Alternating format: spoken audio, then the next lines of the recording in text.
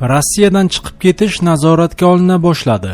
Ijtimoiy tarmoqlarda Rossiya prezidenti Vladimir Putinning qisman safarbarlik to'g'risidagi farmonidan so'ng erkaklarning mamlakatdan ommaviy qochib ketayotgani aks etgan video tasvirlar tarqala boshladi.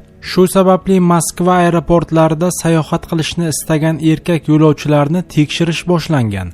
Moscow Times nashri Gruziyaga uchayotgan yo'lovchilardan birining so'zlaridan iqtibos keltirib, pasport nazoratidagi chegarachilar yoshlarni so'roqqa tutayotgani, harbiy biletlarini tekshirayotganini yozmoqda. Ular fuqarolarning qayerga va nima uchun uchayotgani, hatto chiptalar qachon sotib olingani bilan ham qiziqishgan. Biroq biror kishining hibsga olinib harbiy komissarlikka yuborilgani kuzatilmagan. Nashr shuningdek shunday vaziyatga tushganlarning birida harbiy bileti bo'lmagani uchun uni qo'yib yuborishni istamaganliklarini, ammo u oxir-oqibat qiyinchilik bilan bo'lsa-da uchib ketishga muvaffaq bo'lganini aytmoqda.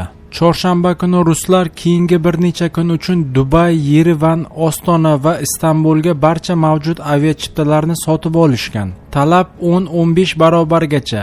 Reyslarga chipta narxlari esa 10 barobarga qimmatlashdi. Qozog'iston va Gruziya bilan chegaralarda ko'p kilometrlik avtomashinalar navbatlari hosil bo'ldi. Finlandiya bilan chegaradagi transport harakati 1,5 barobardan ko'proqqa oshgan.